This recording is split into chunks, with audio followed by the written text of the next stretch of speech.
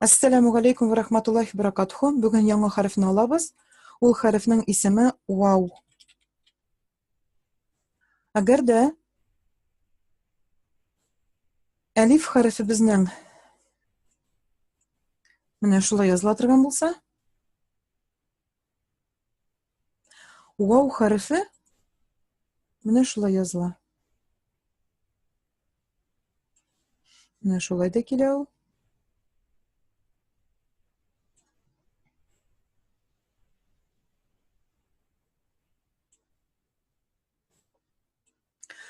Hamda istinda siziq kelsa, fatha dedik.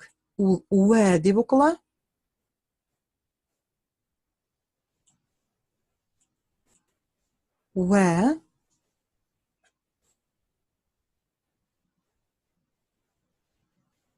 Va osta siziq kelsa kasra bilan vi hamda o'tir bilan kelsa domma dedik. Vu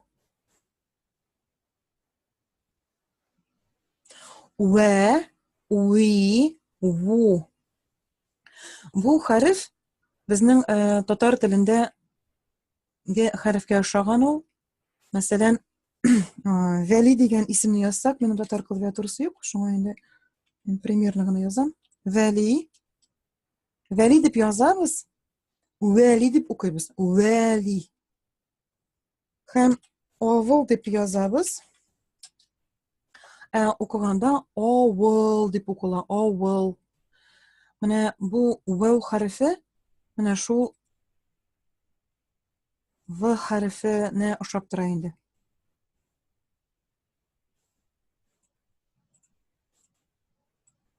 Mana bu harfga va vi vu. Ham endi hozir kitobdan o'qib ko'raylik. Mana 7-bit bo'larga tegish.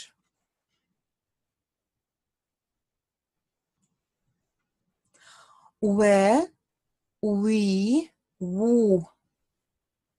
Va deb o'qu durust bo'lmaydi. Bu v harfi tugul. Va vi vu. Au rau now law ورم وتر ومن ولن ولم وكم أولو روم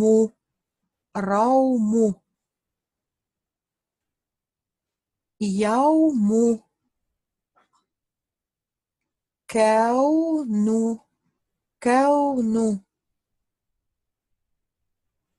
ويل وزن كوكب موكب أو لم تم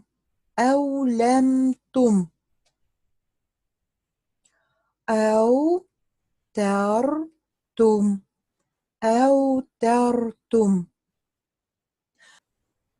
Bu harf azrak yozilishi bilan bizning u harfini o'xshagan. Mana agarda mana shulay qoplab qo'ysak, istagilishini u harfini o'xshagan. Mana. Shunga endi yodlarga yengil bu harfni. Iga ish har bir so'zni 2 topqir yozib chiqara kerak daftarga. Shuni bilan dars tamom. Assalomu alaykum va rahmatullohi va barakatuh.